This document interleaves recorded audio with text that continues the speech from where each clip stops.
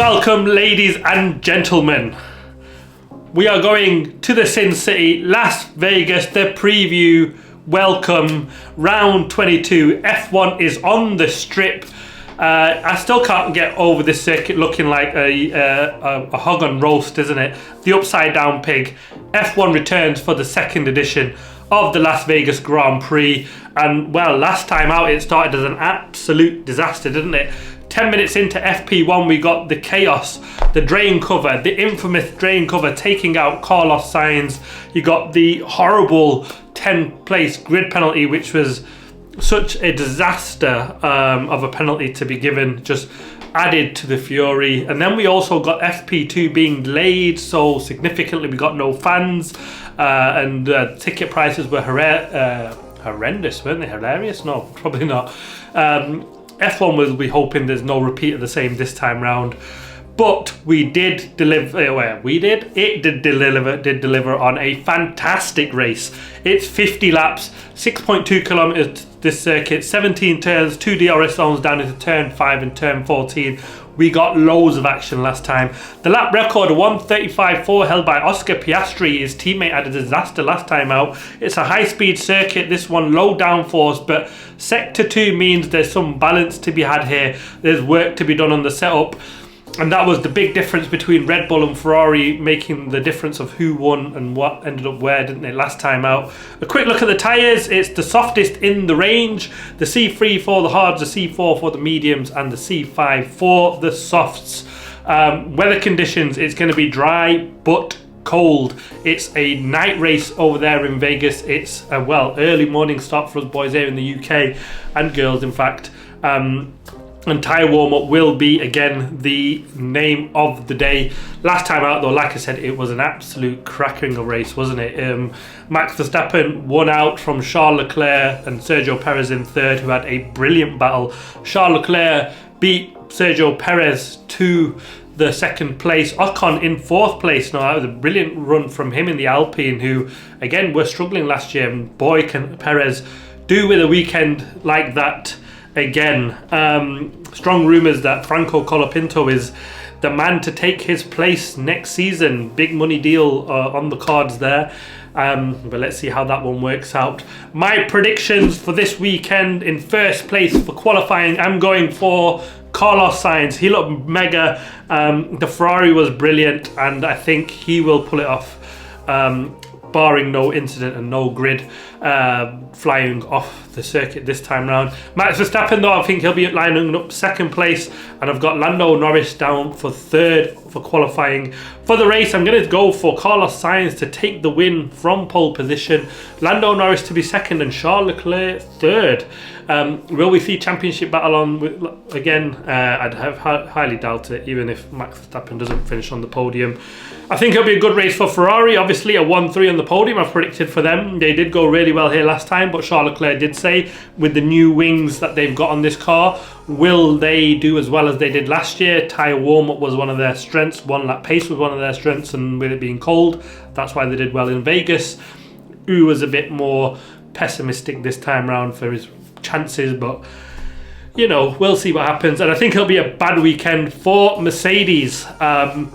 But I do think it'll be a good weekend for Sergio Perez. I think he'll bounce back. He's been on an awful run for so long, but I think this time round it'll come to him. And yeah, that's the predictions for this weekend. Let's look at it. Quick look at the Drivers' Championship. Max Verstappen is still leading the way, 393 points for him.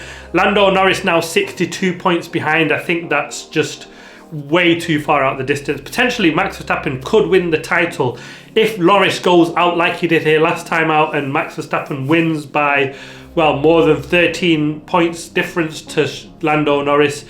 He will take the title. It could all happen in Vegas and it's over. Chances of that happen, who knows? It's a street circuit, it's slippery. Lando Norris made a mistake out in on the second lap last time out, so all is possible again this time. But I think, that part of the championship, all that talk is effectively over with that brilliant win from Max Verstappen in Brazil. Third place for Charles Leclerc. He's on 307 points, just 24 points behind Lando Norris, and now that will be a shock if he ends up losing that second place to the Ferraris, and that would end what would otherwise has been a really good season for McLaren if Leclerc does that. Oscar Piastri is in 4th place, 262 points. He's 45 points behind Charles Leclerc. Bit of work to do there, but it's a battle between him and Leclerc's teammate Carlos Sainz, who's in 4th place, 244 points, 18 points behind Oscar Piastri. So we've got the 2 Ferraris battling the 2 McLarens potentially in the championship on that side. It's the team championship that is really where the team Constructors championship is really where it's looking hot, and anybody can win the title from here. But at the moment, McLaren still lead the way, 593 points. Ferrari up in second. They beat or passed Red Bull, didn't they, last time? They are on 557 points, 36 points behind McLaren, and we've seen that can be turned around in one weekend. We've got 3 weekends to go, so I think that it'll be a really good battle. 3rd place for Red Bull, well, it should be Max Verstappen really, isn't it? 554 points, now just 13 points behind Ferrari after his brilliant win in Brazil. Ferrari were off the pace, but I expect them to do better this weekend, and Red Bull and Max no doubt will still be in the hunt.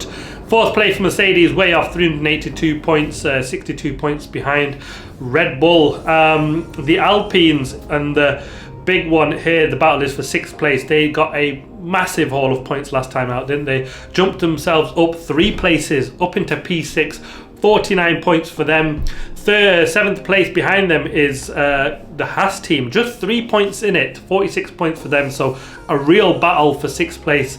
And 8th place Racing Bulls on 44 points, just 5 points behind the guys up at the front, Alpine. So it's a really close battle between the 3 of them, and any given weekend, to be honest with you, in the next 3 races, any one of them can end up in 6th place.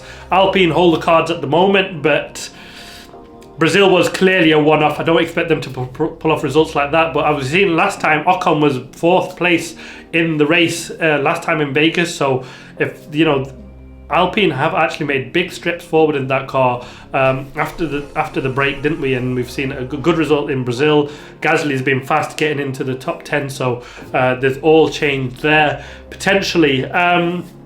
Some news into the weekend. There was a big rumours potentially that Williams might not field 2 cars. I mean, they've had a horrible day in Brazil, didn't they, where they lost 3 chassis in one day. But they've had, 5 crashes in 2 races, and to recover from that when you've only got 3 races to go in the season, the spare parts are limited, they're trying to move their attention onto next year's car, but they've scraped everything together, a monumental effort. If you watch the video of Williams on their YouTube channel, it's brilliant to watch how they've just pulled that car and got it all together. They've got a special livery as well for Las Vegas this weekend. They got the nice yellow splash on the back, and that's with one of their special liveries with one of their sponsors that they've pulled off, and it looks brilliant, doesn't it? It reminds me of the FW15 with the camel livery on the back. I really do like the Williams with the black, blue and yellow, a bit of splash of white in their proper retro look. I would love that if they pulled off, but I think this is a really nice touch from Williams. And the other one that we've got released also so far before the weekend, I'm sure there'll be more coming up, it's Vegas. We always get special liveries this time of year to get the fans involved. It's a big deal for F1, this one, isn't it? But Sauber have also revealed a new livery for this weekend. Doesn't look fantastically or drastically different to what we've seen before, but this is in a livery with Stake, who are their main title sponsors, and we've got some fiery flames on the back, kind of to do with their spirit, their fiery spirit, they've said, Stake. Not seen it anywhere this season, to be honest. They've been miles off the pace at the back, 0 points, and they need more than livery to push them forward, but at least they're doing something. As I say, there'll be more liveries, I'm sure, to come before the weekend, and if I'll try and produce them in the Paddock Talks video before the race weekend.